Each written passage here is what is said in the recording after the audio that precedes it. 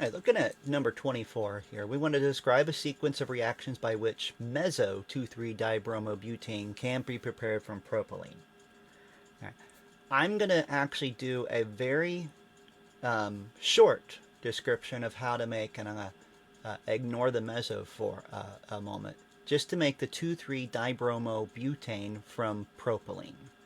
All right, so the reason it's a little bit easier if I ignore it is because I can kind of do this in a forward manner as well as backwards.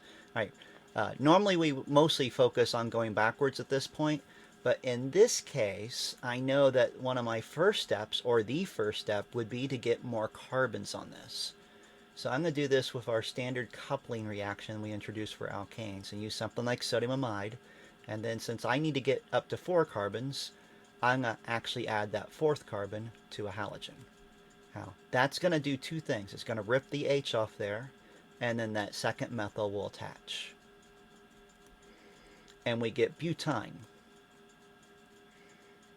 All right, now the beauty of this, being 2,3-dibromo, there's really only one way I can do this. I need to turn this into an alkane, or alkene. I'm going to leave that blank for a second, because there's two ways we can do this. I'll put them over here. I have a triple bond, and I'm going to put H's and H's.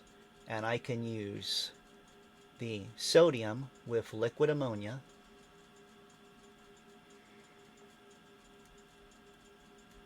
And actually, I'm going to back up here. I want to actually draw attention to something. So I'm going to change these guys to R's. So I'm going to have an R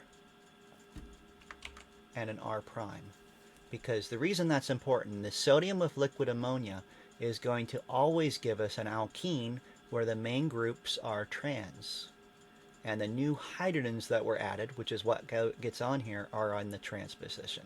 So we specifically get the hydrogens added opposite one another. All right, but if I take that same exact alkyne, but instead of using the sodium amide, what I'm going to use is hydrogen and something we're just going to call Linyard's catalyst. It's a very special, weaker catalyst that specifically just puts 2 hydrogens on there and leaves the rest alone. So it's specifically cis. All right, now I'm not going to pick one yet. What I want to see is that would indeed just turn this into an alkene, where the double bond or the triple bonds turned into a double bond.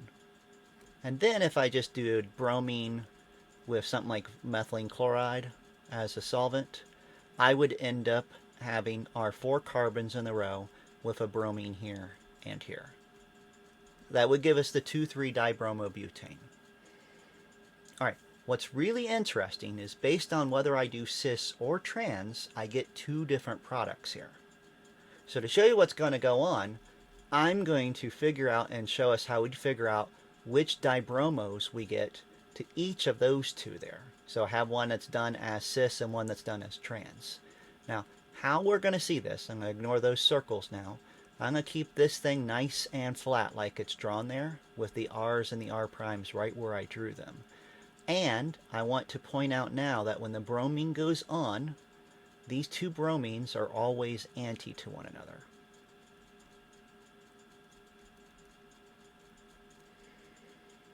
And then this one down here, I'm going to do the bromines exactly the same, but since the R's are rotated on this left side,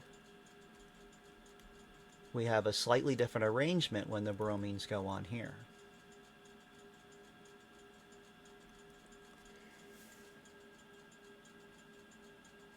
Now, what I want to do to point out what's going on here to get these structures, whenever we've done stereocenters before, we've always had one wedged, one dash. And right now I don't have that.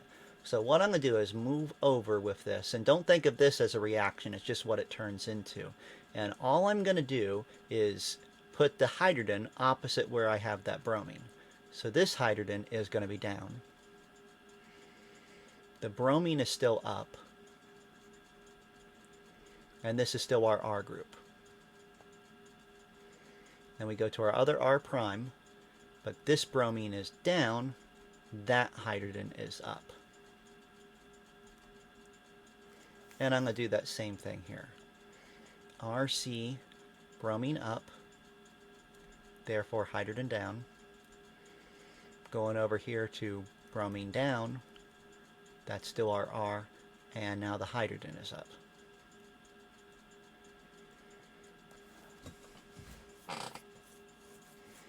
Alright, to figure out the stereochemistry, I'm just going to assume my R groups are nothing but carbons, because then I can do my rotations easier. Bromine's going to be the high priority, followed by the carbon that has a bromine, followed by this R. And this guy over here is pretty much the exact same direction, because we go from the bromine to the backbone all the way around. So they're both rotating the same direction, but this hydrogen is in the front. So this top one is an R and an S.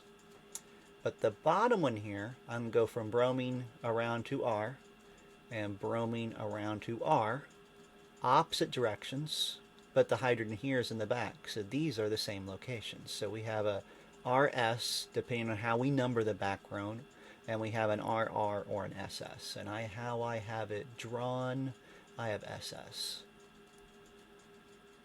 All right, but how do I know which of these is meso? All right, the interesting thing, no matter how I actually draw it out, if I have a mirror drawn through there, I would get a mirror of the rotations. So for something to be meso like this says, I would expect R and S for our rotations. And just because of that, I want to use sodium and ammonia to do that.